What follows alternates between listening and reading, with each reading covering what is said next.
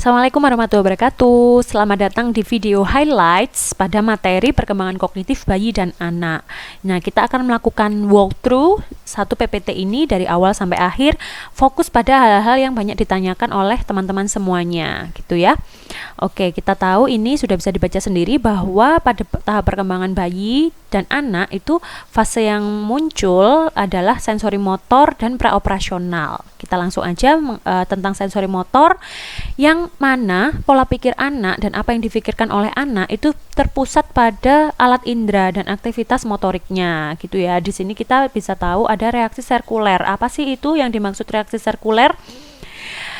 Circular reaction ya bahasa Inggrisnya. Itu adalah ada yang dibagi menjadi 3, primary, secondary, dan tertiary. Jadi bagaimana anak itu memproses sekitarnya dan belajar dari hal-hal yang ada di sekitarnya melalui alat inderanya.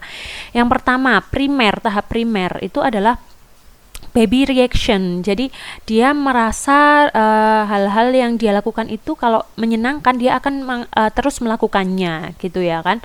Kemudian di dalam primary circular reaction itu bayi tidak melibatkan kehadiran orang lain, jadi hanya fokus pada dirinya sendiri dan rasa nyaman yang dirasakannya sendiri.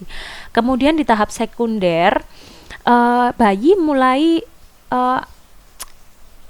sudah menyadari tentang benda-benda yang ada di sekitarnya selain dirinya, gitu. Jadi dia sudah mulai menunjukkan ketertarikan pada objek terdekat seperti itu. Jadi dia sudah mulai tahu tentang mainan-mainan yang ada di sekitarnya, apa hal-hal yang membuat bunyi seperti kresek ya kan. Biasanya bayi itu malah sukanya mainan kresek kayak gitu ya.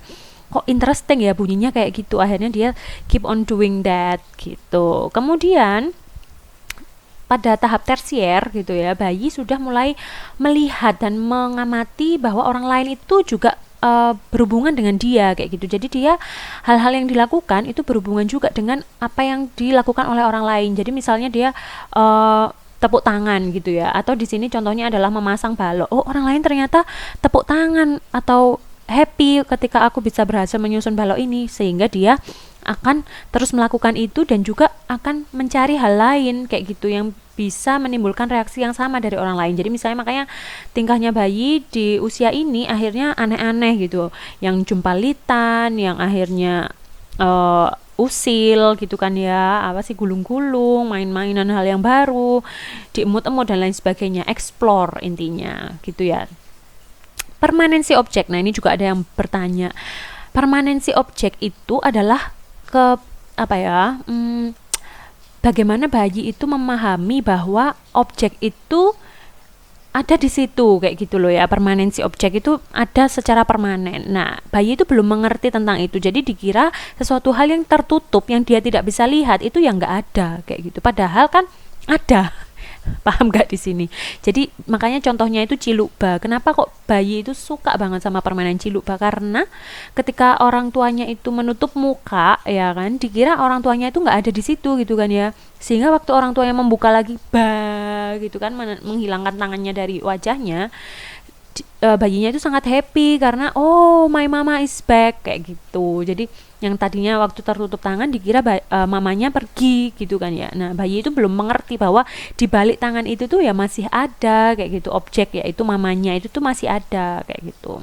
Dia nggak tahu, dia mengira bahwa kalau dia tidak bisa lihat berarti tidak ada kayak gitu kan ya. Makanya itu disebut dengan permanensi objek. Itu yang akan tumbuh seiring dengan bertambahnya usia bayi.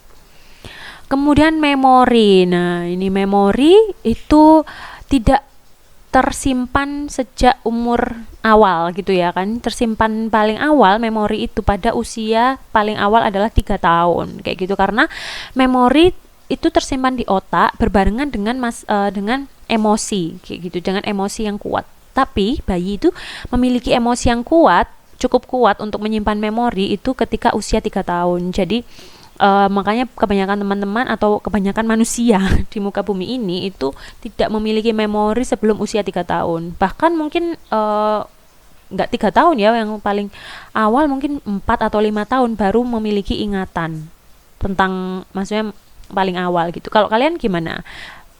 Memori paling awal kalian usia berapa kira-kira? Apa ada di sini yang mengingat hal yang terjadi pada kalian usia 1 tahun atau 2 tahun. Nah, itu akan sangat jarang gitu ya, sangat jarang terjadi.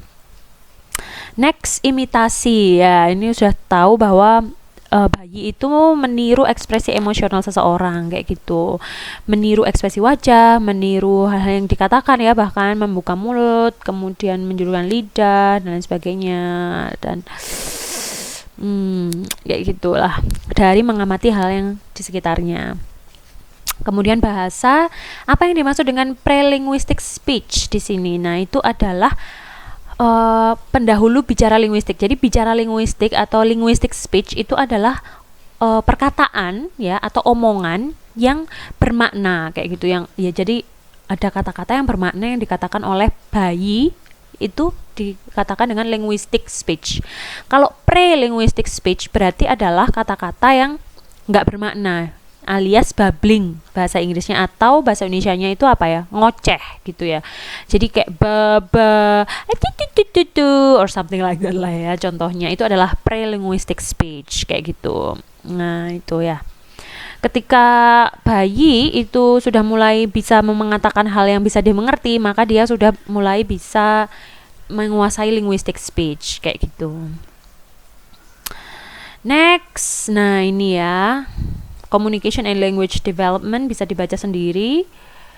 Mulai berbicara satu kata itu biasanya usia ya 10 bulan lah ya, gitu. 10 bulan kayak hanya mama, mimi, atau cucu or something like that. Oke. Nah, sekarang kita akan membahas PAC di sini ya, di masa praoperasional kayak gitu, menurut ya, karena ini memang teorinya PAC gitu kan ya. Praoperasional itu adalah tahap berpikir di mana bayi belum mampu melakukan operasi mental atau tugas yang melibatkan berpikir logis. Jadi belum bisa melakukan pola pikir logis gitu kan ya. Yang dilakukan, yang difikirkan oleh bayi adalah mengenali benda-benda, kemudian mengorganisasi benda-benda, kemudian memahami angka kayak gitu ya kan. Jadi sangat-sangat sederhana praoperasional itu. Nah, ini ada 2 subtahap ya, simbolik dan juga intuitif kayak gitu. Jadi kayak misalnya bayi misalnya main, anak kecil gitu ya, atau bayi main masak-masakan atau pura-pura minum kayak gitu, menggunakan imajinasinya dan lain sebagainya. Nah, itu adalah apa ya, hal yang sehat kayak gitu ya untuk bayi, untuk anak kecil ya, kayak pura-puranya minum, pura-puranya masak-masakan kayak gitu. Nah, itu menandakan hal yang sangat positif. Tapi di sini ada sifatnya egosentrisme, yaitu anak itu masih belum bisa membedakan perspektif dirinya dan perspektif orang lain. Jadi dia nggak bisa memikirkan atau dia nggak bisa membayangkan apa yang dipikirkan oleh orang lain ya, kira-kira kayak. Jadi semuanya hanya dari sudut pandang dia. Kayak gitu. Kemudian juga animisme. Lah, ini kayak di film Toy Story ya. Jadi dia membayangkan semua mainannya itu hidup, atau di film Winnie the Pooh itu kayaknya ya juga animisme ya. Pokoknya benda-benda atau apa namanya, mainan-mainannya itu hidup semuanya kayak gitu. Kemudian tahap selanjutnya 4-7 tahun adalah berpikir intuitif kayak gitu.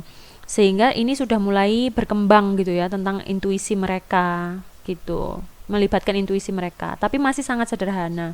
Sehingga mereka sering bertanya mengapa gitu. Jadi pertanyaan mengapa itu sudah menggambarkan bahwa anak sudah mulai berpikir dengan intuisinya kayak gitu. Loh, kok bisa gini ya, kok bisa gitu ya, kayak gitu.